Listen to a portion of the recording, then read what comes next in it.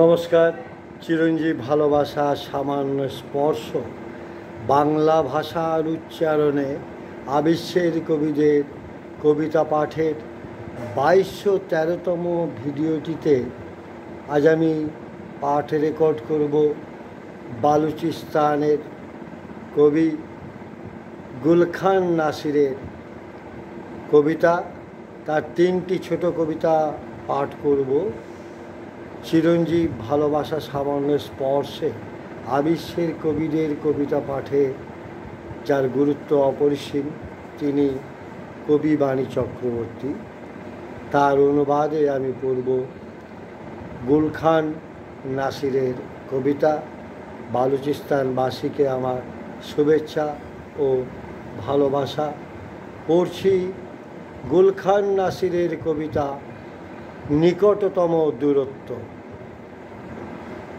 চিন্তার বিষয় এটা নয় আমরা দুজনে দূরে থাকি, রহস্যটা রয়েছে এখানে।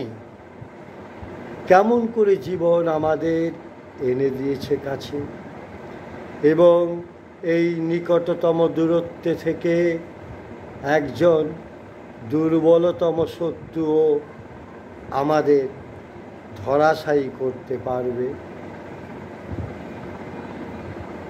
দ্বিতীয় কবিতা আপনজন। কেউ জানতে চাইল, দুনিয়াতে তোমার নিজের কে আছে? হেসে জবাব দিলাম, সময় ভালো থাকলে সবাই নিজের, না হলে কেউ নেই। 3. প্রজ্জ্বল নক্ষত্র। যারা আমাদের আকাশের প্রজ্জ্বল নক্ষত্র, তারা দুঃখী এবং বিধ্বস্ত। রাতের কি হবে, দিন যখন এত অন্ধকার?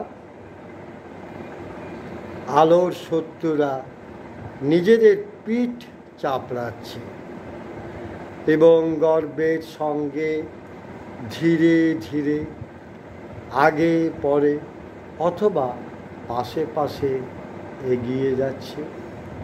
বললাম বালুচিস্তানের কবি গুলখান নাসিরের 3টি ছোট কবিতা। অনুবাদ করেছেন কবি বাণী চক্রবর্তী। কবিদের আমার শ্রদ্ধা, শুভেচ্ছা ও ভালোবাসা।